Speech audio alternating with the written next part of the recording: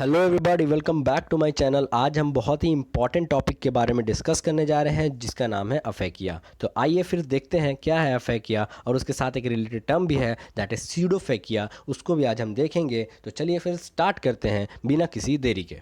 तो सबसे पहले बात करते हैं व्हाट इज़ अफेकिया। तो अफेकिया का लिटरली अगर हम बात करें, एग्जैक्ट मीनिंग की बात करें, तो उसका मतलब होता है कि absence of the crystalline lens from our eye. अगर आंखों के अंदर से क्रिस्टलाइन लेंस प्रेजेंट ना हो तो उसको हम कहेंगे अफेकिया। अब मान लो क्रिस्टलाइन लेंस प्रेजेंट ही ना हो तो क्या होगा? जाहिर सी बात है, जो रेटिना पर रे फोकस करने वाली होगी वो बिहाइंड द रेटिना फोकस करेगी।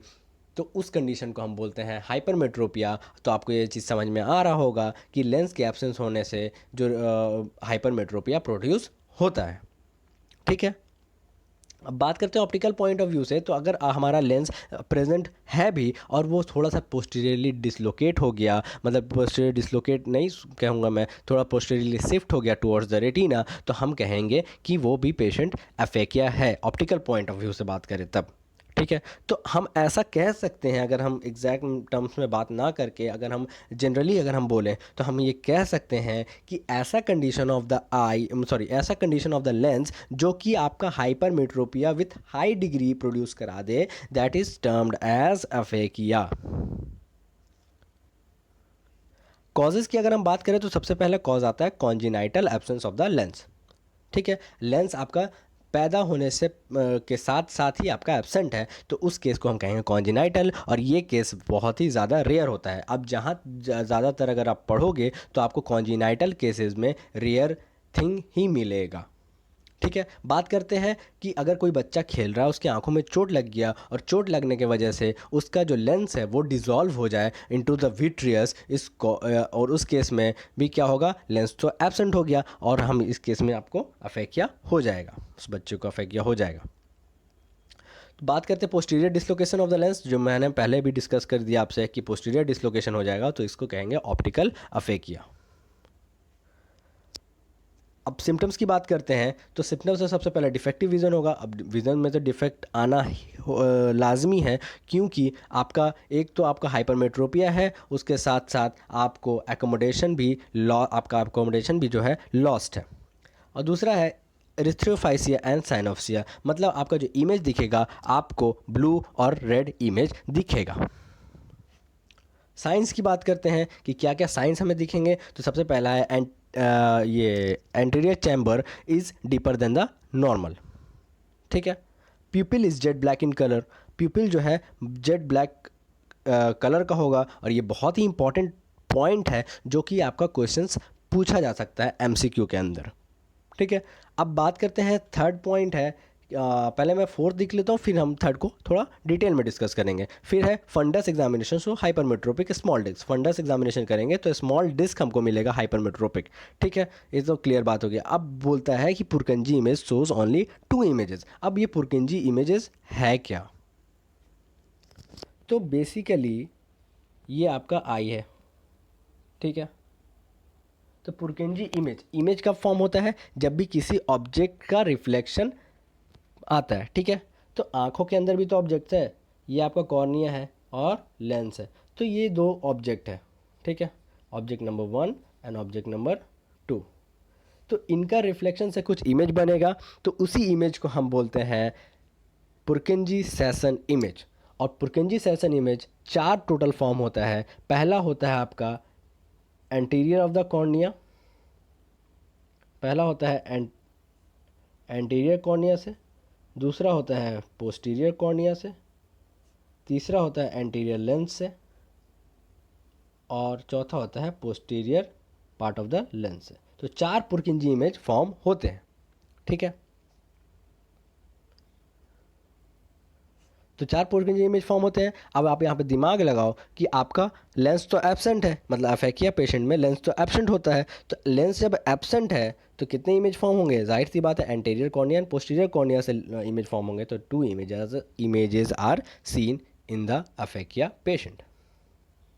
बात करें अब इसकी ट्रीटमेंट की, तो ट्रीटमेंट आप समझ सकते हो कि हम लोग हाइपरमेट्रोपिया का ट्रीटमेंट करने जा रहे हैं, हाइपरमेट्रोपिया का ट्रीटमेंट करने जा रहे हैं, कर तो रहे हैं अफेकिया का ट्रीटमेंट, लेकिन इससे हाइपरमेट्रोपिया प्रोड्यूस हुआ तो हम लोग बेसिकली हाइपरमेट्रोपिया को ट्रीट करने वाले हैं। तो हाइपरमेट्रोपिया को ट्रीट करने के लिए भी जो ऑप्टिकल प्रिंसिपल लगता था वो भी वही ऑप्टिकल प्रिंसिपल यहाँ पे लगने वाला है। तो ऑप्टिकल प्रिंसिपल ये है कि हम लोग ऐड करेंगे कन्वर्जिंग लेंस को, that is called convex lens. और कुछ अवेलेबल ऑप्शंस हैं यहाँ पे ट्रीट करने के लिए, such as spectacle, contact lens के फॉर्म में हम ट्रीट कर सकते हैं, इंट्राओकुलर लेंस के फॉर्म में ट्रीट कर सकते हैं, या फिर हम रिफ्रैक्टिव कॉर्नियल सर्जरी करके भी अफेकिया को ट्रीट कर सकते हैं।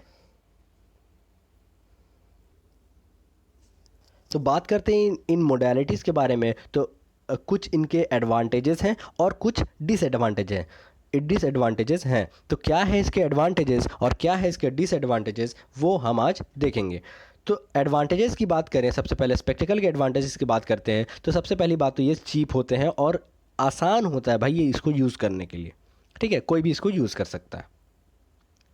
अब बात करते हैं डिसएडवांटेजेस। तो सबसे पहले बात करते हैं कि इमेज जो है 30% से ज़्यादा मैग्नीफाई हो जाती है, 30% लगभग मैग्नीफाई हो जाती है, जो कि यूनिलेटरल अफेकिया के केस में ज़्यादा यूज़फुल नहीं है। तो सपोज़ करो कि आपका एक आँख में अफेकिया है, तो उस केस में एक आँख से तो आपको बड़ा ज़्यादा मैग्नीफाइड चीज़ें दिखेगी और दूसरे आँख से कम मैग्नीफाइड, तो इस केस में आपको ये यूज़फुल नहीं माना जाता है।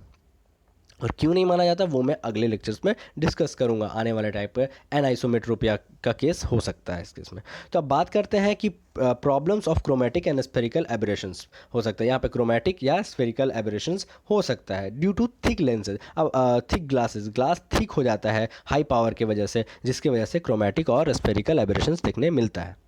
Cosmetically not acceptable. अब कोई अच्छा सा बंदा, अच्छे चेहरे का बंदा है, उसको आप मोटे मोटे चश्मे पहना दो तो उसका चेहरा ऐसे ही बिगड़ जाता है। तो इसके वजह से ये कॉस्मेटिकली एक्सेप्टेबल नहीं है। बात करते हैं फील्ड ऑफ विज़न की, तो लिमिटेड फील्ड ऑफ विज़न होता है। अब एक चीज़ मैं बता दूं, अब बात करते हैं कॉन्टैक्ट लेंस के एडवांटेज की। तो आप जो देखो कि जो उसका डिसएडवांटेज था, स्पेक्टिकल का डिसएडवांटेज था, उसको ओवरकम कर लिया हमारे कॉन्टैक्ट लेंस ने। कहने का मतलब जो उसका डिसएडवांटेज था अभी इसका एडवांटेज बन चुका है। तो वो बताया मैंने कि वो यूनिलैटरल अफेकिया के केस में अच्छा नहीं था, लेकिन यहाँ पे ये अच्छा हो गया है, यूजफुल इन यूनिलैटरल अफेकिया। क्रोमेटिक और स्फेरिकल एबरेशंस भी कम हो गए हैं और कॉस्मेटिकली एक्सेप्टेबल भी है और वाइडर फील्ड ऑफ विज़न भी है। बात करते हैं डिसएडवांटेजेस क्या है, कि सबसे पहला बात तो एक्सपेंसिव है थोड़ा और cumbersome to use. Cumbersome to use करने का मतलब कोई बच्चे आसानी से इससे यूज़ नहीं कर सकते हैं, ठीक है। और कॉर्नियल कॉम्प्लिकेशंस भी हो सकती है। आप कॉन्टैक्ट लेंस दिन भर पहने रहो तो हो सकता है उसके अंदर ऑक्सीजन जितनी जानी चाहिए खुली आंखों में उतना नहीं जाता है, तो इसके वजह से कॉर्नियल कॉम्प्लिकेशंस भी अराइज हो सकते हैं। ये मैंने सिर्फ एक नॉर्मल सा एग्जांपल दिया। आईओएल इम्प्लांट की बात करते हैं, इंट्राओकुलर लेंस इम्प्लांट की बात करते हैं। तो ये सबसे बेस्ट अवेलेबल मेथड है। तो हम लोग क्या करते हैं कि नेचुरल लेंस की जगह पे एक आर्टिफिशियल लेंस को इंड्यूस करा देते हैं और इससे अफेकिया जो ट्रीट होता है ना, मतलब मत पूछो, ज़बरदस्त ट्रीटमेंट का ये एक समाधान है, एक one of the best treatment है। सबसे पहला प्राइमरी आईओएल इम्प्लांट जो होता है कैटरेक्ट सर्जरी के टाइम होता है और सेकेंडरी आईओएल इम्प्लांट जो होता है वो अफेक्ट पेशेंट्स के अंदर होता है। बात करते हैं रिफ्रैक्टिव। अब मान लो सेकेंडरी इम्प्लांट अगर पॉसिबल नहीं है किसी पेशेंट के अंदर, तो हम उस केस में क्या करेंगे, हम लोग क्या करेंगे, hyperopic LASIK treatment, surgical treatment दे सकते हैं जहाँ पे सेकेंडरी आईओएल इम्प्लांट नहीं कर सकते। अब बात करते हैं स्यूडोफेकिया की, ठीक है। तो स्यूडोफेकिया की बात करें तो अफेकिया तो आपका ट्रीट हो गया, मैंने वेरियस ट्रीटमेंट का ऑप्शंस बता दिया। मान लो आपका अफेकिया ट्रीट हो गया। अब मान लो आपका अफेकिया जो आपने ट्रीट कराया वो इंट्राओकुलर लेंस से कराया, ठीक है, किससे, आईओएल से कराया। तो अगर आईओएल से आपने ट्रीट कराया अफेकिया पेशेंट को, तो उस पेशेंट को कहेंगे हम स्यूडोफेकिया। उस पेशेंट के अंदर जो कंडीशन अराइज होगा उसको बोलेंगे स्यूडोफेकिया, ठीक है। क्योंकि हमने आर्टिफिशियल लेंस लगाया है, वो अफेकिक, एग्जैक्ट अफेकिक तो नहीं है लेकिन हम काइंड ऑफ अफेकिक उसको बोल सकते हैं, तो इसलिए बोलते हैं स्यूडो अफेकिक। स्यूडो का मतलब होता है झूठा, ठीक है। तो ये नाम का अफेकिक पेशेंट होगा, ठीक है।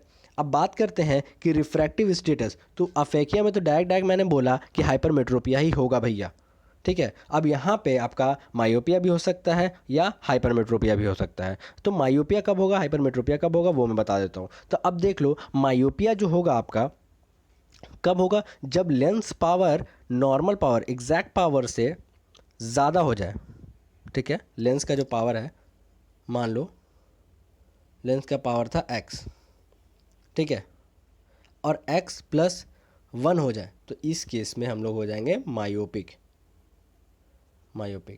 तो क्या, क्यों?